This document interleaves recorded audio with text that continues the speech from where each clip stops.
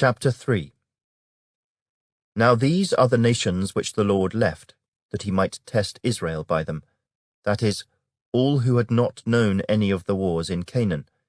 This was only so that the generations of the children of Israel might be taught to know war, at least those who had not formerly known it.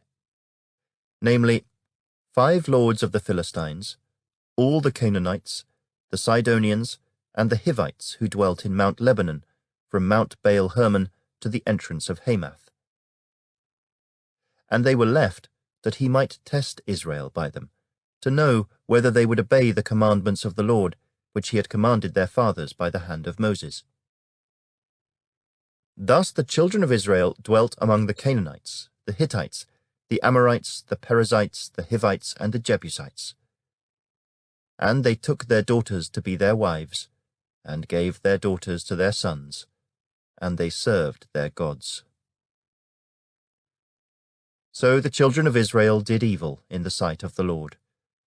They forgot the Lord their God, and served the Baals and Asherahs.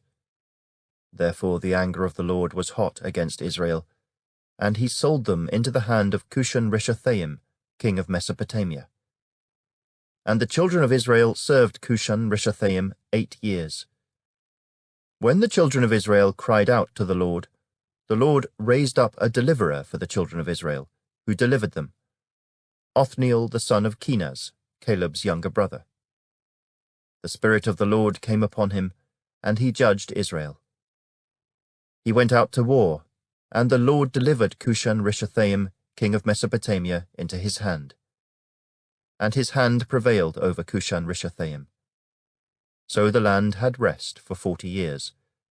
Then Othniel the son of Kenaz died. And the children of Israel again did evil in the sight of the Lord. So the Lord strengthened Eglon king of Moab against Israel, because they had done evil in the sight of the Lord. Then he gathered to himself the people of Ammon and Amalek, went and defeated Israel, and took possession of the city of palms. So the children of Israel served Eglon king of Moab 18 years. But when the children of Israel cried out to the Lord raised up a deliverer for them, Ehud the son of Gera, the Benjamite, a left-handed man. By him the children of Israel sent tribute to Eglon king of Moab. Now Ehud made himself a dagger. It was double-edged and a cubit in length, and fastened it under his clothes on his right thigh. So he brought the tribute to Eglon king of Moab. Now Eglon was a very fat man. And when he had finished presenting the tribute, he sent away the people who had carried the tribute. But he himself turned back from the stone images that were at Gilgal, and said, I have a secret message for you, O king.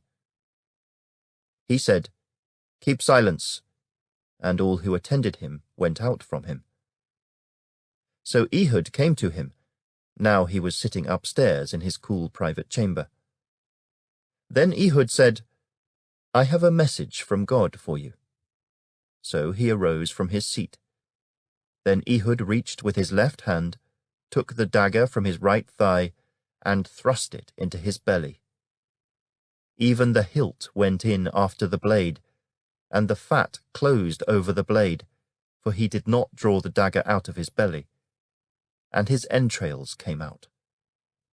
Then Ehud went out through the porch, and shut the doors of the upper room behind him, and locked them.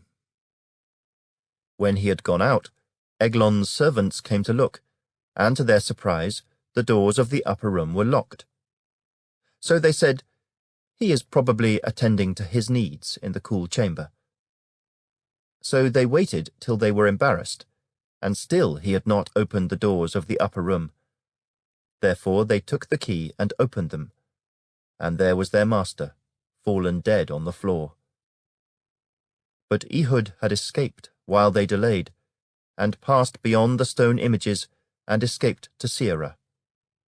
And it happened, when he arrived, that he blew the trumpet in the mountains of Ephraim, and the children of Israel went down with him from the mountains, and he led them.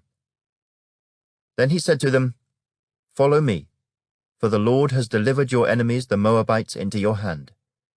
So they went down after him, seized the fords of the Jordan leading to Moab, and did not allow anyone to cross over. And at that time they killed about 10,000 men of Moab, all stout men of valor. Not a man escaped.